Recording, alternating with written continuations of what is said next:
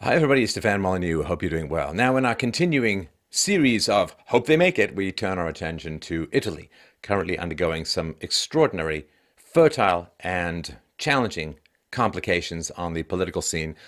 The two-party state has its limitations to be sure, but some of this coalition stitched together Franken politics also has its own challenges, which we'll talk about. Now, I'm going to focus in particular on two areas, immigration and economics. And the fallout of Italy's recent elections is going to impact these two areas the most, with possible European-wide, if not worldwide, consequences. So let's dive straight in. Currently, Italy is on a collision course with the European Union and the European Central Bank.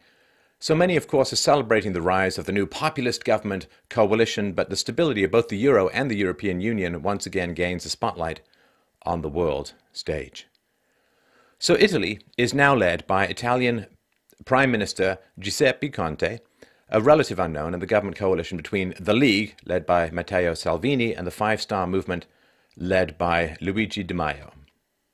So while campaigning for Prime Minister earlier this year, Italy's new Interior Minister, Matteo Salvini, pledged that if elected, he would deport 100,000 migrants within his first year and 500,000 over the course of his 5-year term. Now, in terms of refugees, only a very, very small percentage of the people who make it across the Mediterranean to Italy's shores end up being actual refugees, and just moving from a poor country to a richer country without the requisite paperwork is not legal. So he's generally talking about enforcing the law, which seems in immigration to be something rather radical these days. Governments hard pressed to close borders and enforce the law when it comes to immigration.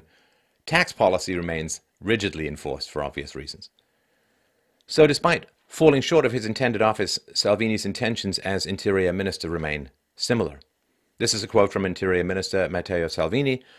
"My line of action as a minister, increasing number of return centers so that immigrants are in and do not turn to the cities, confusing. Reduce number of landings and increase number of expulsions. Regular immigrants have nothing to fear. It just seems common sense."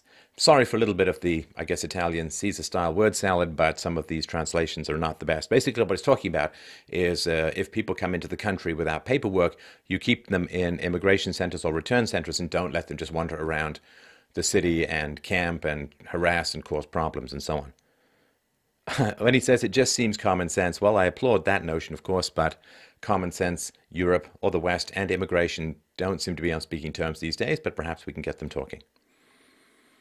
Now, of course, this has ripple effects, and none of these guys are Marine Le Pen in terms of staunchness, but Marine Le Pen of France said it is desirable, the whole thing is that they do not expel them to France. In any case, as long as France does not receive the 500,000 in question, I think it's reasonable. Now, I'm no lawyer, of course, but why France would end up receiving people who had illegally entered Italy remains somewhat confusing to me. I also am quite curious about the reactions of 500,000 people who face deportation back to poverty-stricken, unstable Middle Eastern nations, whether they will go quietly. And of course, there are lots of people in Italy, not from the Middle East, not from Africa, but I just wonder if they feel they may have something to say about it, which is one of the reasons why I think the Western governments are not acting decisively in this area, afraid of insurrection and so on, or just bad PR. So let's take a look at several data sets to try and help people understand the impact of immigration and migration to and within Italy. So with a near constant flow of migrants from Africa, Italy has been adversely impacted by the Dublin rule. It's a European Union regulation which it's supposed to force would-be refugees to file for asylum in the first member state where they enter, right? I mean, if you're in the Titanic and the Titanic goes down and you're dying of cold in the water and Leonardo DiCaprio is hanging on to your leg, then you don't sit there and say, I'll wait for the next boat if someone comes with cocoa and blankets. And that's the basic idea, that if you're that desperate and you're fleeing in the middle of the night and you're crossing oceans to try and get to safety, you don't then say, not this place, I think I'll shop for some other place. The selective enforcement of these Dublin rules has been heavily criticized, with confirmed reports of migrants moving from the country of entry and shopping for the best benefits package, which usually comes with more syllables than the Welsh nickname of an Aztec god, i.e. Germany. So that's not what it's supposed to happen. Now, we turn to noted immigration advocate migration advocate George Soros, who says, public opinion in Italy has been troubled by how wrong migration policies have imposed an unjust burden on the population. Regulation states that the responsibility for migrants is the first country in which they arrive. This has an out of proportion impact on Italy due to another rule that ships that rescue migrants at sea must take them to the nearest safe harbor. Basically, it means in Italy. George Soros goes on to say, in reality, migrants impose a financial burden on the country of arrival only until they are integrated. In the long run, the country contributes much more than the initial cost of integrating them. This is why I ask myself how long it will be to win the elections against foreigners without fail. In the end, people will understand that unscrupulous politicians want to deceive her. Again, a little bit of a word salad, but the general idea is, boy, are you ever going to profit on people with often opposing ideologies who don't speak your language and come from relatively IQ areas in the world? That's just going to be how you're going to make a huge amount of money.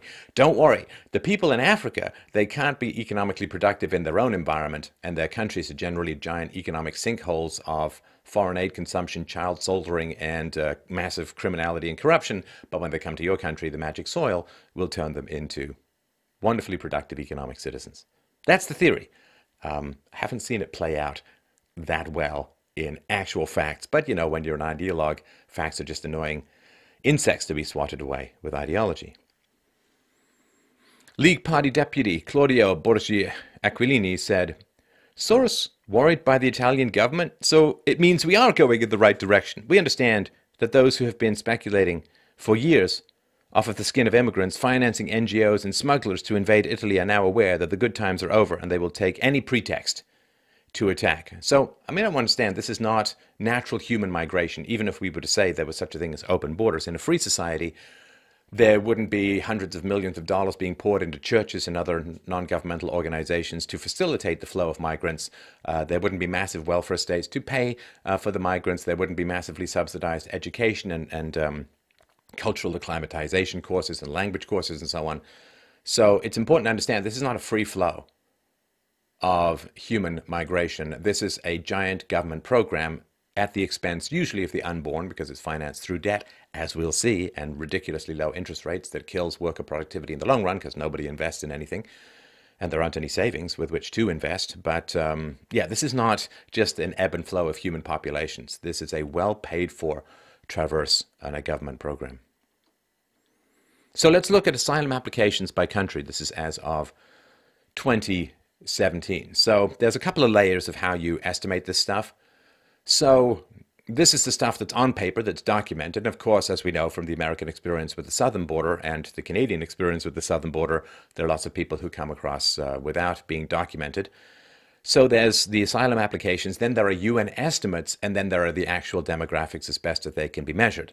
But trying to ask people who are in a country illegally why they're there and what they're there, well, obviously you're not going to get very frank responses. Otherwise, we could just do away with the entire justice system and just ask criminals where they were and what they did and just put people in jail accordingly. So you're not going to get many good facts out of this. So Germany, 222,560, Italy, 128,850, France, 99,330, Greece, 58,650, UK, 33,780. There were a total of just over 700,000 asylum applications in the European Union countries in 2017. Percent of total EU applications by country, these are asylum applications. Germany got 31.5% of them, Italy 18.3%, France 14.1%, Greece 8.3%, UK 4.8%. Now, of course, a lot of the people who come from the third world to countries which formerly had empires like France and the UK and so on come on because of sort of commonwealth and easy access to coming into the country as the result of the empire, which means that not only did the poor people have to pay for the empire at the time by being forced into the military or the navy in order to maintain it and being forced to pay for the taxes required to maintain it, now their descendants also deal with the problems of empire because there's easy access to the country and its welfare state treasures because of the prior empire relationships. Empire, it's the gift that never seems to stop taking, isn't it? Well, America's learning that these days. So here we go. Asylum applications by country from 2000 to 2017. And as you can see, fairly low, diminished like crazy. These are broken up into 6 main countries. And then you can see what happens.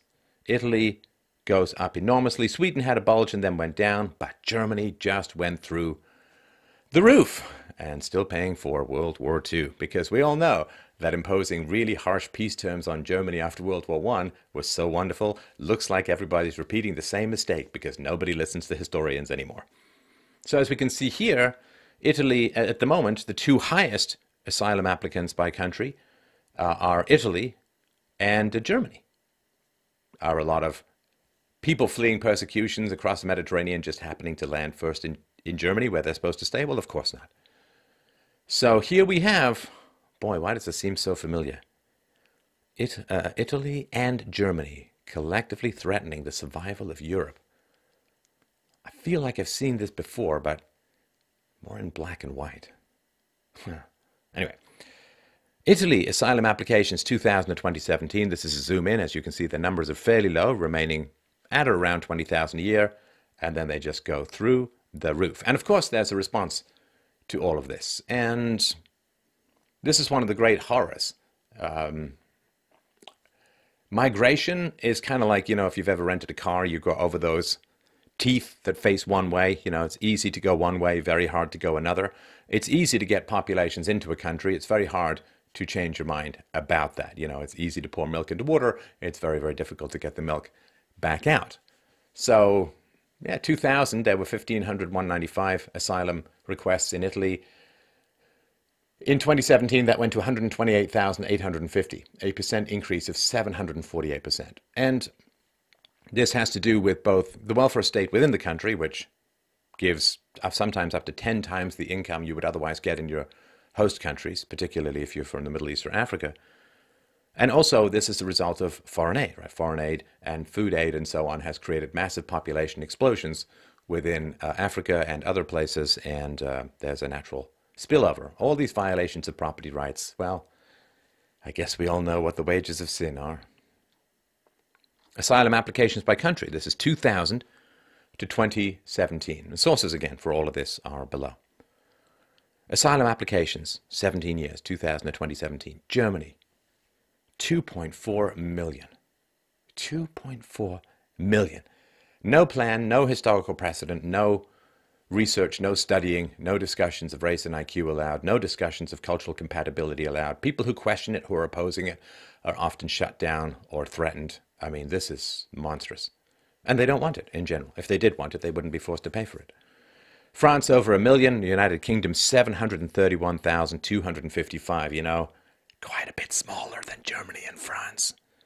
Sweden, 712,700. Italy, 647,720. See, you can take down a country with war, famine, plague, pestilence, or you can take it down with rank and uninformed sentimentality. Migrants in Italy. So these are the United Nations estimates. So you can look at asylum applications. It's a reasonable metric for looking at the impact of the European migrant crisis. But the United Nations does keep data on the estimated number of migrants in each country and where they claim to have originated from. So migrants in Italy, this is cumulative. This is not per year. United Nations estimates. And I won't go through all of this. If you're just listening to this, this is one you probably want to watch on the video at youtube.com/free domain radio. But in 1990, there were just over 1.4 million migrants in Italy. 1995, close to 1.8. 2000, over 2.1 million. 2005, almost 4 million. 2010, 5.8 million almost. 2015, held pretty steady, 5.8 million. 2017, 5.9 million. Again, no plan. No plan whatsoever. And a time when there's massive indebtedness. And you're bringing in these kinds of liabilities. So migrants in Italy, United Nations origin country estimates as of 2017. Now, this includes moving for work. And so that's, you know, it's not quite as easy, but moving within the European Union is not wildly dissimilar from moving within a particular province or a state in another country. So this is not quite the same as, to me, what I would call migrants in terms of economic opportunity coming from like people outside of the European Union, outside of relatively open borders. So migrants in Italy, Romania is the highest, over 1 million. Albania, 455,000. Morocco, 432,000. Ukraine, 236,000. Germany, 224,000, give or take. China, 204,000. Switzerland, 201,000 and change. Moldova, just under 170,000. Philippines, 145,000, close to 146. And India, almost 139,000. Now let's look at another data set to determine the possible cause of migration. This is Italian residence permits. So these are non-European Union foreigners and their origins. So Morocco, 454, almost 455,000. Albania, almost 442,000. China, 319,000 close. Ukraine, 234,000. Philippines, 162,000. India, almost 158,000. Egypt, almost 138,000. Bangladesh, 132,000. Moldova, 130,000. Pakistan, 118,000.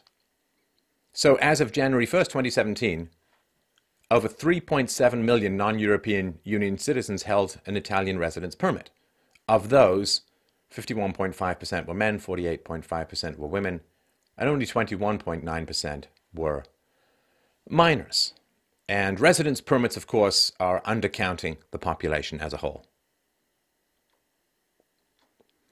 So this is as of 2016. Non-European Union foreigners, what is their specific reason for a residence request? The vast majority, close to half, over 45%, were for family.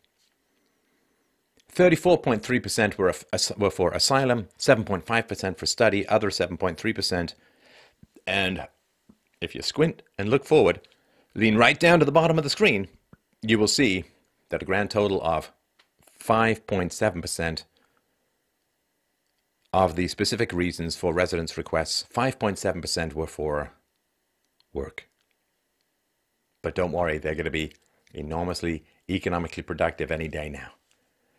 5.7%. The West is the greatest place to live, therefore it should have the highest standards of those who let in. Can you imagine? I mean, can you imagine? 20 family members want to move into your house. One of them is willing to get a job. How long are you going to last?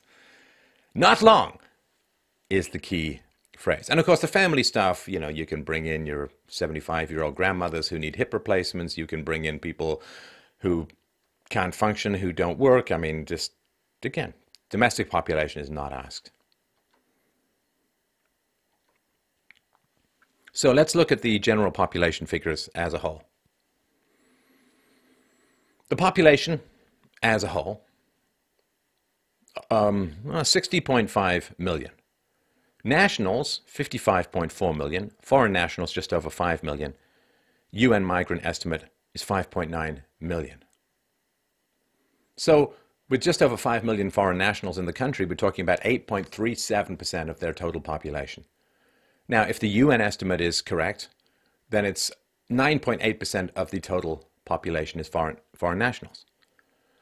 Now, the most recent demographic breakdown data is that Italian 92%, other European, mostly Romanian, Albanian, Ukrainian, others 5%, North African, mostly Moroccan, 1.5%, others 2.5%.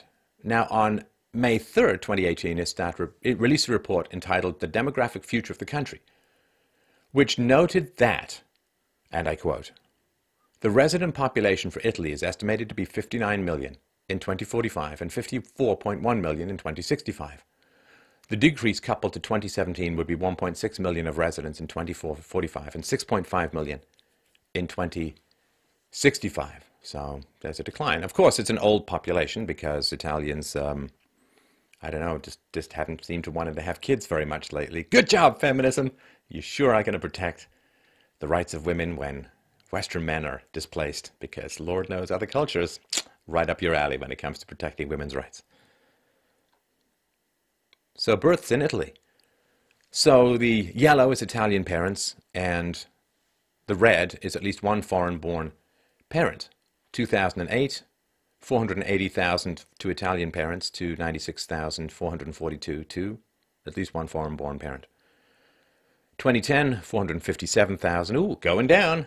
Well, I guess going down ain't having babies. And at least one foreign-born parent has gone from 96,442 to 104,773.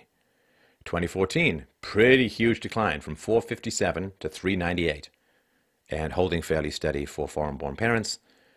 Another catastrophic drop from 2014 to 2016. We've gone from 398 to 373, 373,000, holding steady, slight dip, at least one foreign-born parent. Fertility rate of Italian women. Maybe they don't want to undress because they compare themselves to black and white photos of Sophia Loren. I don't know. Fertility rate of Italian women, 1.26%. Fertility rate of foreign women, 1.97%. That's called population displacement. If not, in the long run, downright replacement. Mean age at childbearing for Italian women, 32.4 years of age. Mean age at childbearing for foreign women, 28.7.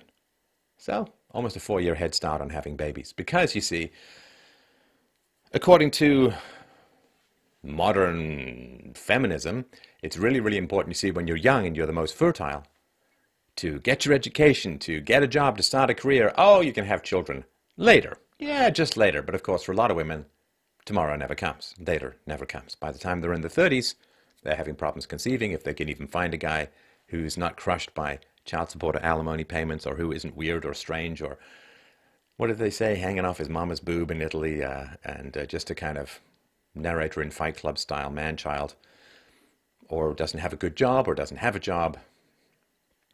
You know, you've got a lot of time to live, women.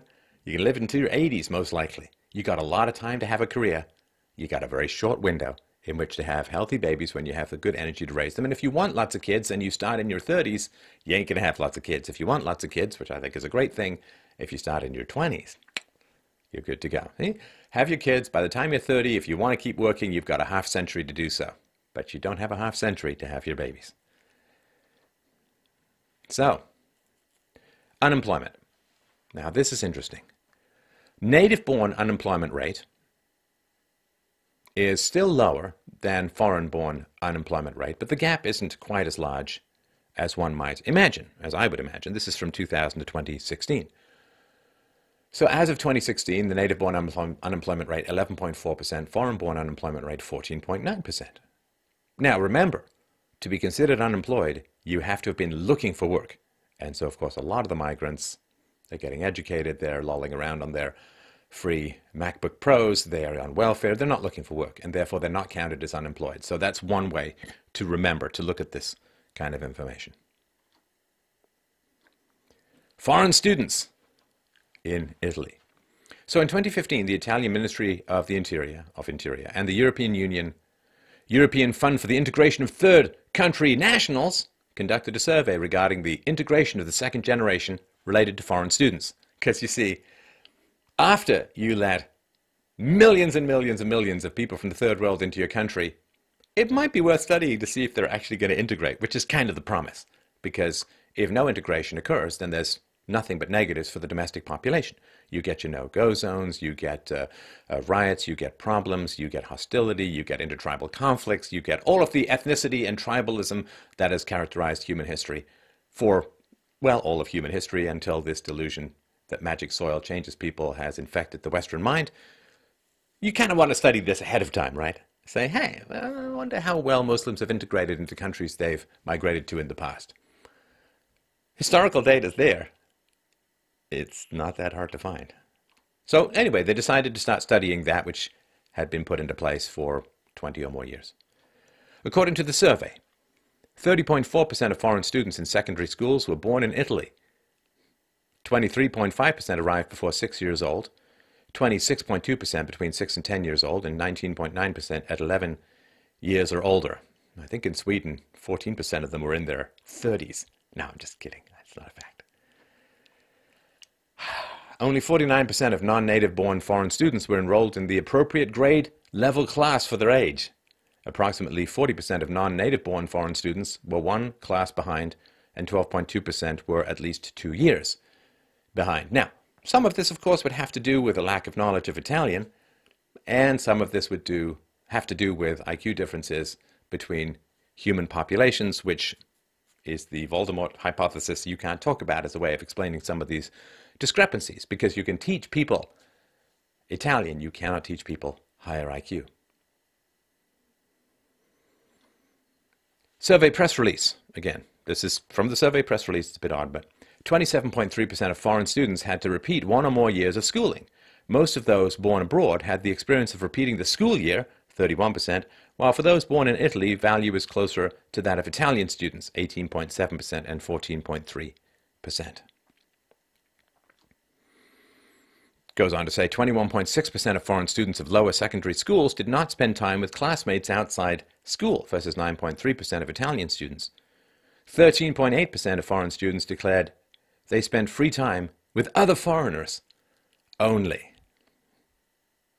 Fragmentation, balkanization, the isolated, moat-filled honeycomb of ethnic and racial and religious differences. Soon you won't have to visit the Middle East to get the joys of multiculturalism, because it's coming to you. Repeated years of schooling by citizenship and birth location. Italians. Have you never had to repeat a year of school? Well, 86% of Italians never have, 11% once, and 4% more than once. Foreigners born in Italy, 81% have never had to do it, 15% once, 3% more than once. Foreigners born abroad, 69% have never had to do it, 24% have had to do it at least once, 7% more than once. Now, of course, the schools probably like this because it's extra money, extra resources. We need money for language classes, for integration classes, for cultural connection classes, blah, blah, blah, right? So you're not going to get much pushback from the insatiable money-chewing more of government education, but these are facts. These are facts. Again, according to the survey press release, nearly 38% of the foreign students declared to feel Italian. 33% felt foreigner, and more than 29% preferred not to answer. Almost 53% of the students arrived at the age of 10 or older feeling foreigner. The situation for foreign students born in Italy was very different. Only 23.7% of respondents felt foreigner, while 47.5% felt Italian. So born in Italy, only a quarter, almost, of respondents felt still like foreigners. Born in Italy, still feel like a foreigner. How's that integration going to work? How's it going to work? Less than half of people born in Italy felt Italian. Quick question. I'm born in China. Am I Chinese?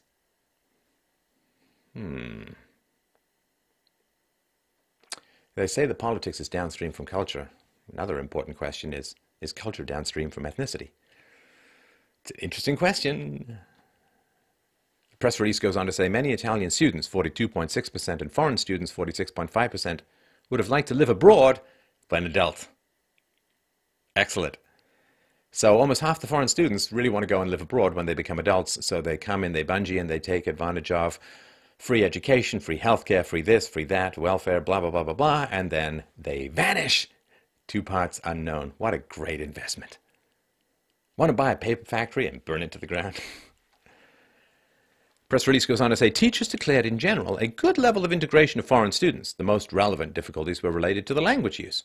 Teachers in schools with a high proportion of foreign students declared more frequently difficult situations. Now, of course, teachers love it. I mean, you got all these problems, you get all these increased budgets, or at least the administrators really love it. But all of the resources going to foreign students, going to students who don't know Italian and so on, these are all resources either taken from other students or taken from future students in terms of debt and unfunded liabilities.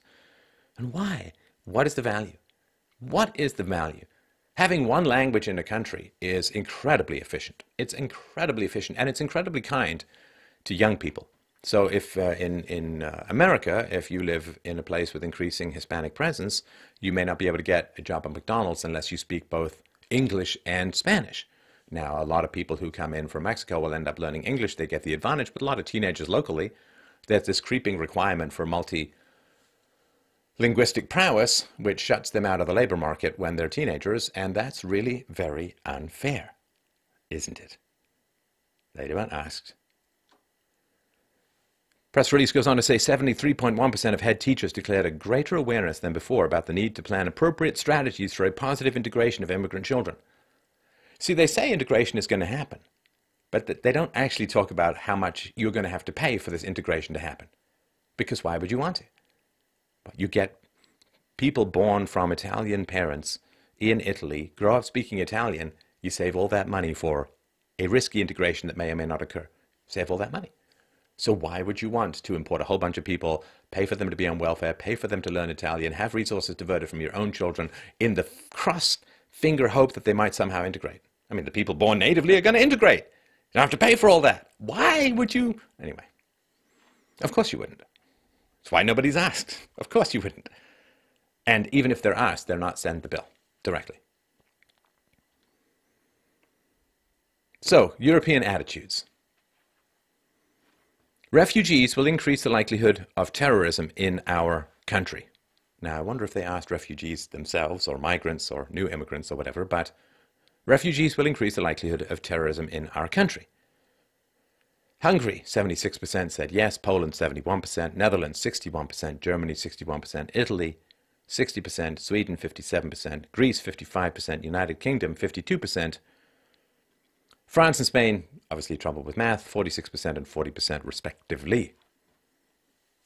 So, this is another fact. You get to lose your liberties, you get giant concrete blocks on your roads, you get acid attacks, you get stabbings, you get problems. Where's the upside? Refugees, the question, refugees are a burden because they take our jobs and social benefits. Hungary, 82%, yep.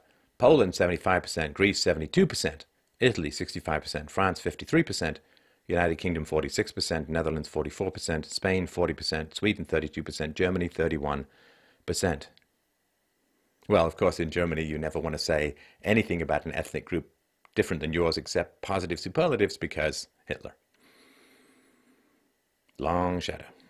So, of course, they take social benefits in general. Do they take jobs? Well, in Germany, not so much. But of course, if they have government support and they're working, then they can charge less for their labor than the local population. I mean, I'm fine with competition. I mean, competition is wonderful. But when people aren't paying their own way and they're subsidized by the state, they can charge less for what they do. And also, if there are affirmative action hiring programs that are going to displace whites in particular in favor of non-whites, except Chinese and Japanese for reasons of IQ, which we've talked about before. But if there's affirmative action, then yeah, you are being forced to pay for people to come into your country, and then you're prohibited from getting a job because of those people. And people are going to be surprised when there ends up being problems from all of this, or they're going to pretend to be. But the whole point is to mess things up. Here's another question. Refugees in our country today are more to blame for crime than other groups. More to blame. That's a very subjective statement as opposed to look at the facts, if they're even allowed to be kept on third worlders versus whites in particular. I mean, whites around the world have about the same level of murder, of homicide, of killing, unlawful killing of others. So, I mean, whites in Washington, whites in Belgium, whites in Switzerland, they all have about the same rate of murder. So when you see big differences in murder rates, you have to look for differences in ethnicity, because nature in her infinite wisdom has deigned not to distribute criminal tendencies evenly across ethnic groups for reasons that remain somewhat obscure. So let's shift to these questions. Are refugees more to blame for crime than other groups? Italy, 47% say yes. Sweden, 46%. Hungary, 43%. Germany, 35%. Greece, 30%. UK, 28%. Poland, 26%. France, 24%. Spain, 13%. So, let's shift here to the economics and what's going on in terms of debt. Because when a country is doing something that's unsustainable, that unsustainability is itself sustained usually by debt and unfunded liabilities. You know, if you quit your job and start living off your credit cards, you are doing something that's unsustainable, and the only reason it appears sustainable for a short amount of time is that you're living off your credit card debt. So, immigration, negative immigration in terms of economics and cost and so on, immigration that is costly requires debt and unfunded liabilities. You can't sustain the immigration if you start sending bills to people immediately saying, oh, we're going to take all these migrants, your taxes have to go up 15, 20, 30, 40%, people are like, whoa, whoa, whoa. But if it's funded by debt, then there's no increase in taxes in general. And then if people are asked, well, I'm not paying more, it all seems kind of free, so I guess it'd be kind of mean to say no, because government debt, well, it's like cocaine for a toothache. Hey, I'm better. No, the rot's just getting deeper. So Italy's debt currently stands at approximately 2.17 trillion euros, 132% of gross domestic product. And remember, gross domestic product is somewhat of a squidgy metric because it includes, I don't know, you borrow a bunch of money, you give a bunch of money to people through the welfare state, and then they buy stuff. Woohoo! Your GDP is up. And that's ridiculous, right? I mean, so it's worse than that. So 132% of gross domestic product. Sure, let's take in a whole bunch of unfunded liabilities in terms of mass migration because we're already massively in debt. 132% of gross domestic product.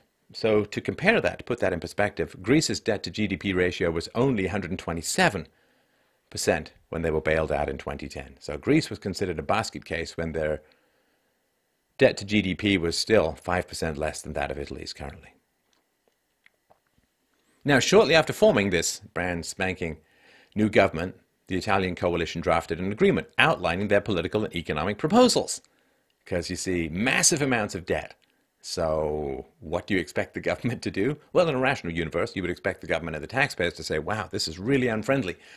It's really, really mean to the children we refuse to have, so let's not bother spending anymore. Let's start cutting back and paying down that debt to be responsible custodians of the civilization we inherited that took about 2,000 years to grow, more. Well, what do? Well, they're going to go on a spending spree. Of course they are. Of course they are. Because democracy and fiat currency. So independent economic estimates have put the cost of the economic and political proposals of the coalition, the cost of the plan, at about 125 billion euros, or $146 billion in American currency. Soon to be worth more, I think. So they did include some immigration-related items, a rejection of the Dublin regulation governing asylum seekers, there are tax cuts included, the possibility of a flat tax, increased police funding, I wonder why, and harsher penalties for a litany of crimes. Other suggestions in the proposal would be at best described as a socialist wish list. It's, if you've got the infinite Santa and you've been a very good boy, what do you put down? Well, you put down everything. Like my friends and I, when we were kids, saying, if you had £1 million. So they are massively in debt. And they have not the greatest labor force participation in the world. So naturally, when you're hugely in debt and people aren't working, let's start paying them to not work. Shocking element of the proposal is the implementation of a universal basic income, 780 euros per month. And that is expected to cost about 17 billion euros or $20 billion. Sure, absolutely. Are you in debt to 12 credit cards? Well, let's give you 5 more, because that's going to solve your problems. The Italian government also, quote, expects, end quote, the European Union to contribute up to 20% of its European Social Fund to help cover the costs of universal basic income. See, it's populist, it's nationalist, they hate the European Union, they're Eurosceptics. Except when they can get money out of the European Union, in which case it's like, gimme, gimme, gimme, gimme, gimme. What else have they got in the works? This coalition, this Franken party of general socialist mayhem. Well, what have they got? Massive, massive debt to GDP ratio. Huge. What else do they want to do? Well, we mentioned imposition of flat tax, establishment of minimum wage regulations for separate categories of workers, a ban on unpaid work experiences, I guess internships and so on, an increase in maternity bonuses, free nurseries for Italian families, the public management of water supplies, making the green economy a priority. You know what else is green? Gangrene. Including renewable energy standards, reforming publicly funded culture projects to prioritize quality, reform of agencies overseeing agriculture to defend food sovereignty, improved healthcare, subsidies to buy electric cars, scrapping of a prior plan to raise the retirement age, and the adoption of courageous and revolutionary measures to reform the public sector.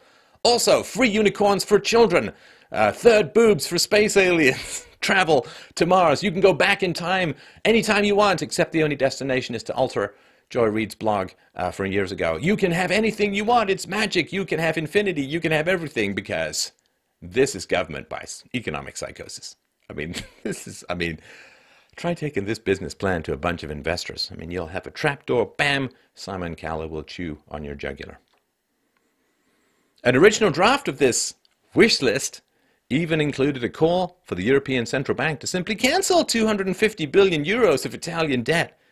But that was later dropped and replaced with a request to, quote, exclude any debt bought by the ECB from the calculation on whether they're exceeding borrowing limits. Money printing breeds mental illness. I'm just telling you that straight up. And why shouldn't it?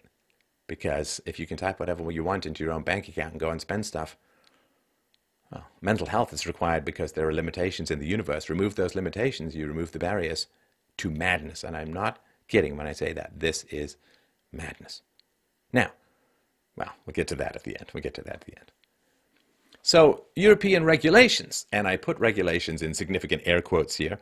European regulations require that countries not run budget deficits higher than 3% of GDP without facing possible sanctions. But Prime Minister Giuseppe Conte plans to speak to the European Commission about breaking the established rules, which haven't really been enforced anyway. It's a liar's club, right? The euro was just a big giant liar's club. And one of the lies was that Germany had to pay for everything because they were doing so well economically. But the liar's club was, yeah, sure, we're going to hide a bunch of stuff, we're going to pretend a bunch of stuff, we're going to commit to a bunch of stuff in the future. And the European Union said, well, yeah, but if you don't do it, you're going to face sanctions, which you won't ever face. So it's just a liar's club, like the Dublin Agreement, right, about where the migrants are supposed to land and stay. Right? It's just a bunch, right? The European Union had also expected Italy to cut its structural budget deficit by 0.3% this year and by a further 0.6% the following year, not to be asked to pay for its new universal basic income proposal. Prime Minister Giuseppe Conte said, this government has the audacity to seek new economic policies. This means promoting social and economic growth, respecting the principle of a gradual reduction of debt. I'm sorry, I shouldn't laugh, but they tell you everything you need to know, just right there in the speech. Are you going to reduce the debt? No, we are going to respect the principle of a gradual reduction of debt. It's like you're a wife. You catch your husband cheating with you, or cheating on you with everything from like local call girls to strippers to fairly room temperature watermelon with an apple core nearby, and you say, are you going to stop cheating on me? And he says, I'm going to respect the principle of gradually reducing my cheating. Are you going to stop? No. No, basically they're being very honest about that. With a significantly larger economy than Greece, economic disruptions in Italy could create another debt crisis and threaten the future of the euro itself. And let me also mention something as well. This is under-discussed in these situations. One of the reasons I believe for this mass migration is to prop up the value of real estate. Because when you have a hollowed out population, you've got the inverted pyramid of demography. What happens is there are fewer demand buyers for homes as the boomers retire, move to smaller places and so on, which means the value of homes are going to collapse. Now, if the value of homes collapses, then the banks will collapse, because that's what happened in America in 2007, 2008. So you have to have a continual wave of people coming into the country to prop up the prices of real estate. Now, it's true that the migrants aren't buying big, expensive homes, but it all pushes upwards, right? The migrants move into the poorest neighborhoods. The poorest people move out of those neighborhoods that had to spend more for more expensive, and they push more people out. So it flows upwards.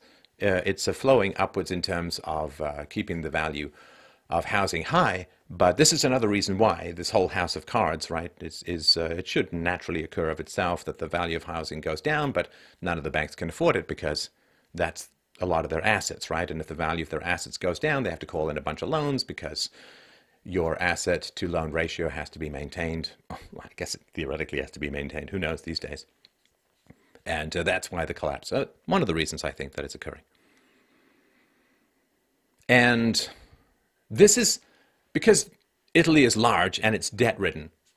The fact that they can go to the European Union and say, well, it's a very nice currency you've got there. It'd be a real shame if something happened to it. Oops!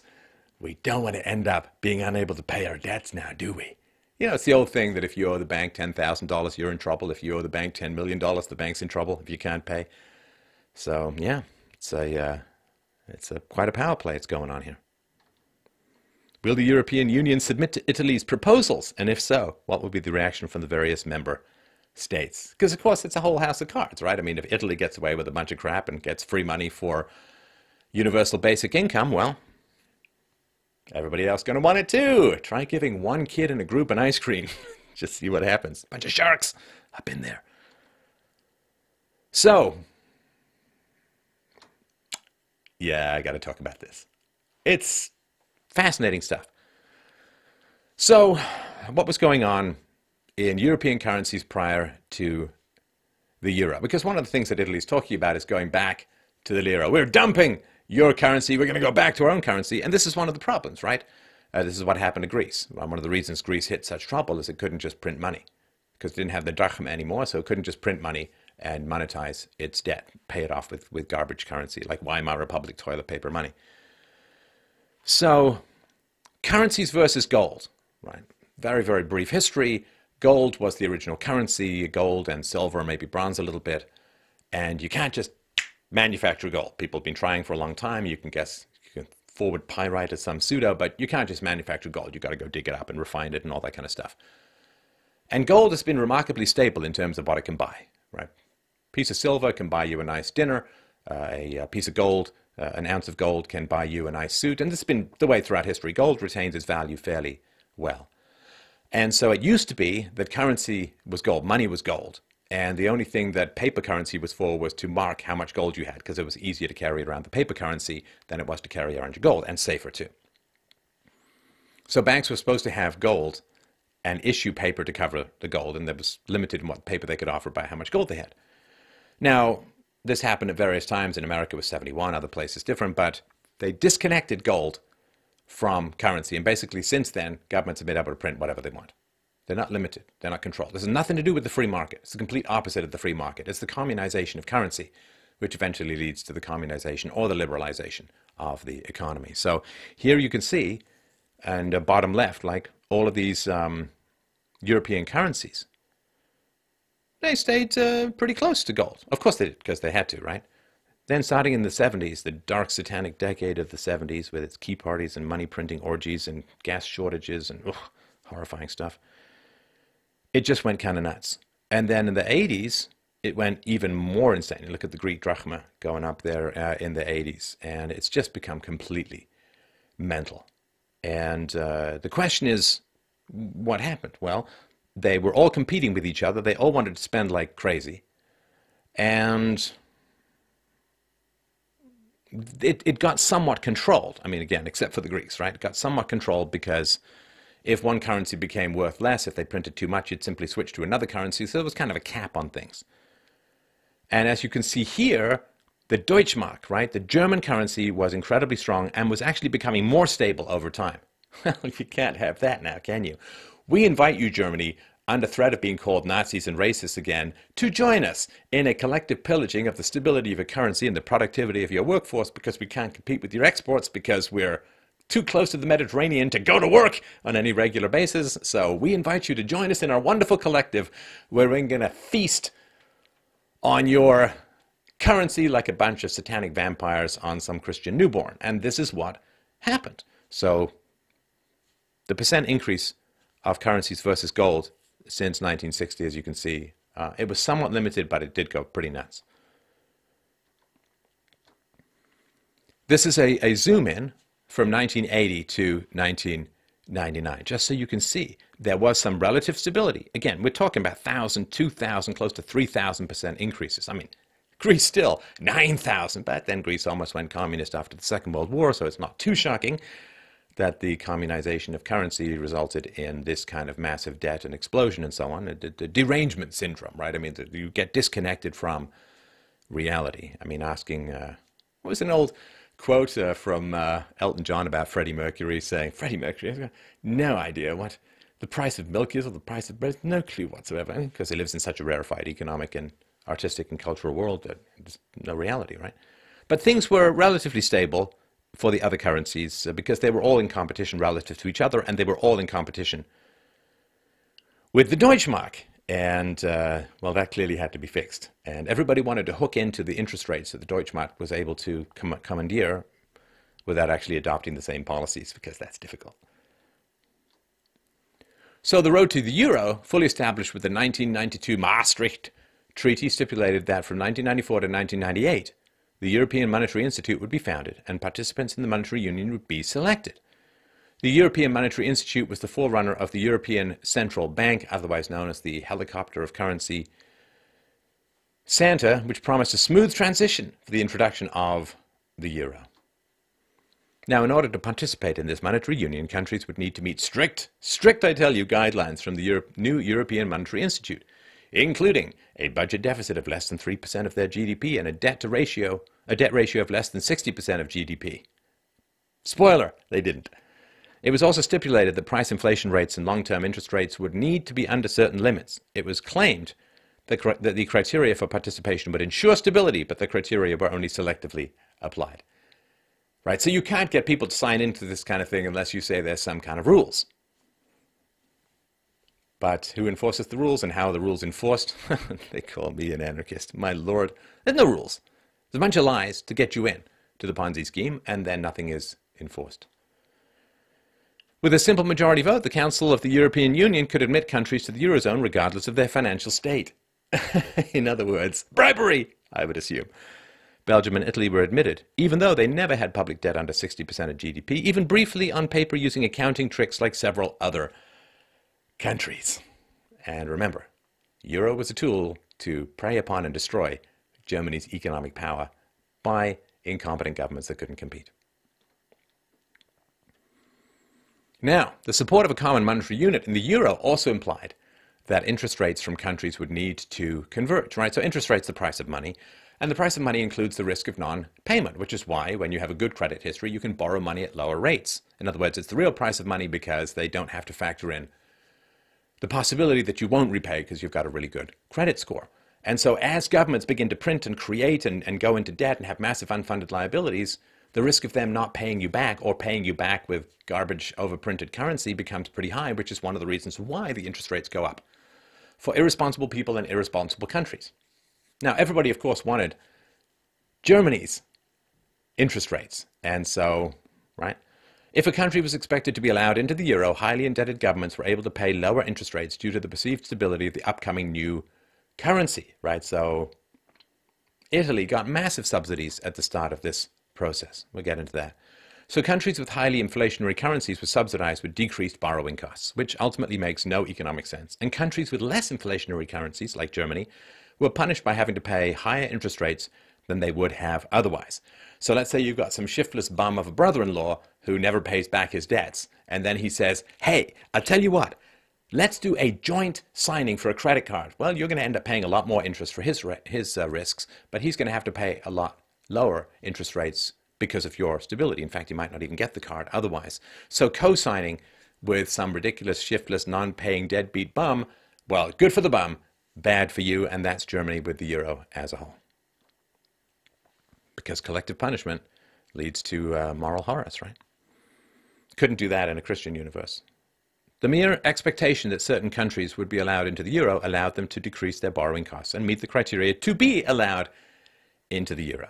So needless to say, between the selective application, availability of accounting tricks, and the interest rate borrowing cost subsidy which occurred, the criteria for participation provided zero stability. And here we can see. In 1980, the interest rate spread for various countries was fairly large, right?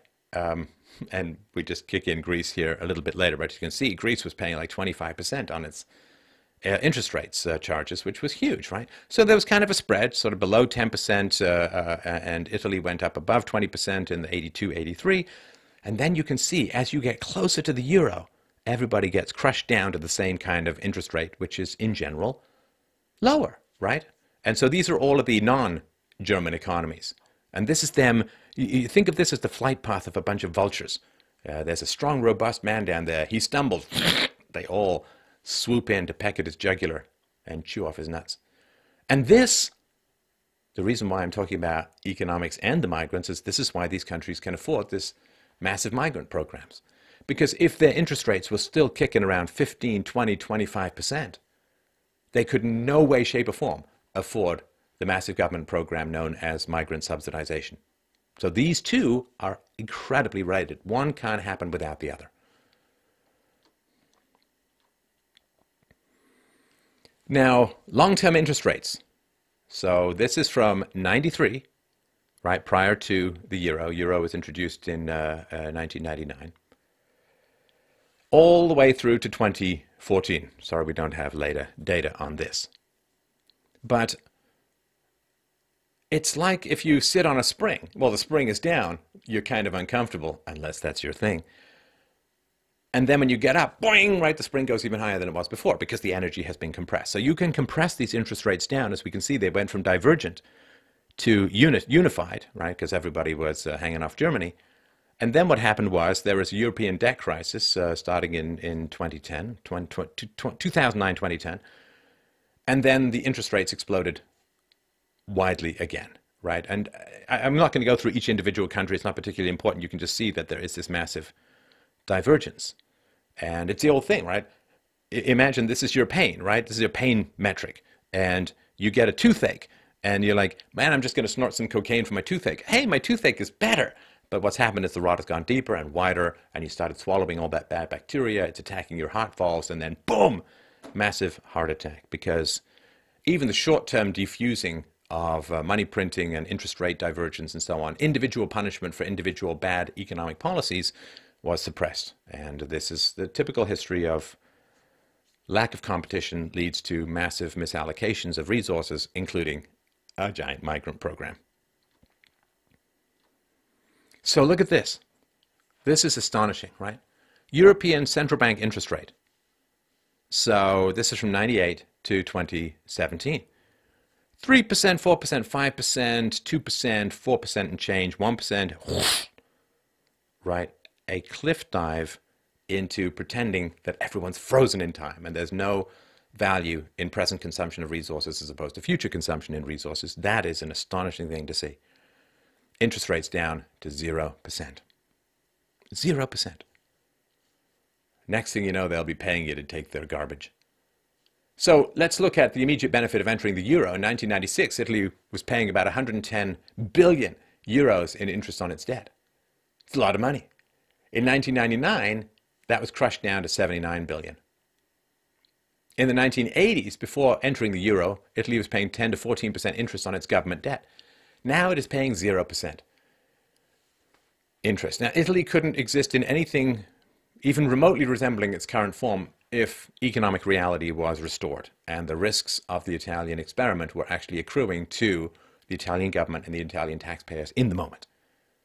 So collectivization of interest rates leads to the fantasy that the government is solvent, leads to massive spending programs, leads to the migrant crisis, leads, you understand?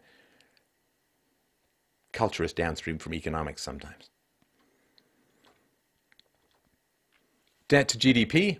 So this is the top 5 European countries that have the highest debt to GDP from 1995 to 2017. And you may get some temporary reductions in these kinds of things, but there's always a crisis. There's always a crisis, and the Keynesian idea that governments spend when the economy is slow and then save when the economy is good or pay down that debt, well, I mean, that's crazy, right? I mean, it's like saying to the crack addict, well, you'll have more crack when addict is plentiful. When crack, you'll have more crack when the crack is plentiful, but boy, when you start running out of crack, you'll totally cut down and stop and go to the gym, right? Right? It's one of the most, fiat currency is one of the most corrupting and addictive substances known to man. So, as you can see, debt to GDP is crazy. It's crazy. And the debt to GDP would be far worse in this situation if the European Central Bank hadn't crushed down the interest rates to 0%. Can you imagine if interest rates were allowed to kick in? The economies in Europe are in worse state than they were in the 80s and 90s prior to a migrant crisis, so they'd be paying even higher interest. It would wipe out existing state finances in their current form in about 12.3 nanoseconds. Debt to GDP by country, Europe, 2017. Greece, 179%. Italy, 132%. Portugal, 126%. Belgium, 103%. Spain, 98%. Cyprus, 98%. France, 97%. UK, 88%. Austria, 78%. And Croatia, 78%. Worldwide, how does Europe stack? Well, Japan, of course, are paying men and women to not have children, become addicted to anime, and apparently staying out of the sun. Japan, 253%. Greece, 179%. Lebanon, 148%. Hey, aren't they enjoying the economic benefits of multiculturalism in Lebanon? Italy, 132%. Portugal, 126%. Cape Verde, 125%. Congo, 118%. Singapore, 111%. Bhutan, 109%. United States, 105%. Government debt per capita in US dollars by country, 2015. Now, this data is from the Organization for Economic Cooperation and Development. Government at a Glance 2017 report does not include unfunded liabilities. Government's promises that they don't have the money to pay for. Comparing per capita debt by country is complicated and challenging. Have a look at the source report in the notes for a further explanation of this Byzantine methodology. But nonetheless, it's important to put in as a comparator. Government debt per capita in US dollars. Japan, 90,000 and change. Ireland, $62,687 per capita. Not per taxpayer, not per private sector taxpayer who are actually generating the resources the government is generally pillaging, including the government workers. This is per capita. It feels like 1 in 4 person pays taxes these days, so you can multiply this by 4 or by 3 for the actual indebtedness per productive worker. United States, 59,000 and change. Italy, 58,693. Well, they're just below the bronze. Belgium, 58,134. Austria, just under 50,000. Same thing with France.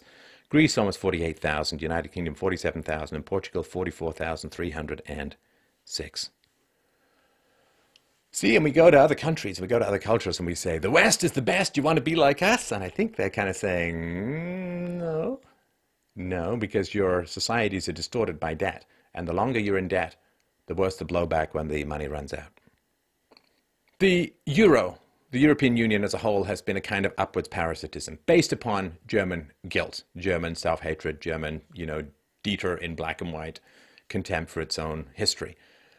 So there were a bunch of countries that couldn't compete with Germany, couldn't compete with its exports. The exports were undermining, and didn't want to say no to its own domestic population and say, we got to be more like Germany, or maybe they couldn't be. Discipline, culture, IQ, who knows, right? Germans have one of the highest IQs in Europe. So there's this upwards parasitism. If you're a government and you're running these terrible policies, you need to find a larger collective within which to hide your terrible policies. And so basically the European Union is one giant psychotic collection of people who are saying, let's band together against math. And Europe has learned, I don't know, how much has Europe learned from these continual disasters? I mean, it's less than 100 years since the end of the First World War. And how much has Europe learned? Well, Europe simply will not have rational moral principles, such as thou shalt not steal. Well, if you had thou shalt not steal, taxation is challenging. Certainly unfunded liabilities are challenging, but you're stealing from future generations. And debt and borrowing is stealing from other people. So one of the 10 commandments would just turn Europe around right away. But of course, once you've committed to immorality, it's really, really tough to change your course until disaster occurs. The existing European society is absolutely unsustainable. Everybody understands that. Something's going to have to change. The question is, when the economic collapse comes, is the countries within Europe, are they also then going to devolve and dissolve into warring ethnic tribes? Are you going to get a bunch of white Italians fighting against a bunch of ethnic Albanians or Somalis, or because if the collapse comes, if you have a monoculture, so to speak, people can kind of pull together. But when resources get really, really short or even negative, then ethnic differences, tribal differences really tend to erupt.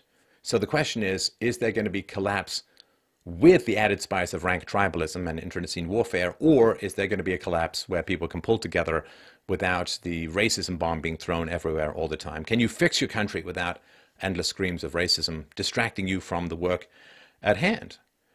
And so the question of immigration becomes very important at the moment. And while none of these Italian politicians have the robustness or spine of Marine Le Pen, they do have some sensible policies when it comes to immigration. Traditionally, governments overpromise and underdeliver and accumulate more and more debt. And what they do in history when they can't pay their debts is they go to war. Now, nuclear weapons have made European war impossible. And so I think that one of the things that's happening is that instead of going to war with each other, they're importing conflicts within their own societies so that they can clamp down, refuse to pay, and they may have scapegoats. There may be enough internal conflict that the government escapes attention in terms of being unable to pay its bills. But this is kind of a end of Fight Club situation, reset to zero. Because sure, populations are dropping. Part of that is due to propaganda. Part of that is due to radical feminism. Part of that is due to the general exhortation around the world, particularly for white people, to just not have any babies, right? You can't have babies. Not good to have babies. Bad for the environment. Oh, you didn't have enough babies? Well, now we got to import the third world. Ooh, that's a bit of a burn and bait and switch. And so, but the fact that the population is going down, well, so what? I mean, there's automation. There are actually exoskeletons being used in Japan, which is now also making its own disastrous choices and bringing in, 500,000 immigrants and so on. But there's lots of ways to solve low population. It's just that the banks, as I said before, don't want the value of their assets to decline, so they need to continually bring more people in to maintain the thirst for real estate. Now, Europe has gone through this kind of stuff before. It's been a while, but this anti-rationality, this psychosis, this dissociation from basic facts, this rejection of mathematics, this rejection of basic morality, well, there was the Dark Ages in Europe before. And the way that they got out of the Dark Ages was not pretty, was not pleasant, but there was a movement towards universal ethics and a subjugation of the rulers to the ethical laws of the land, a new enlightenment, an age of reason. And my hope, of course, is that the age of reason can return to Europe prior to the disintegration of the existing ways of pretending to continue. Because the alternative to rediscovering the Enlightenment is a much better armed and much more fragmented Dark Age. And very, very few sane people would ever want anything like that. Thank you so much for watching and listening. Please, if you value this, it's a lot of work to put together, a lot of technology to put together, very helpful stuff. I know that for sure. Please, please come and help us out at freedomainradio.com/donate.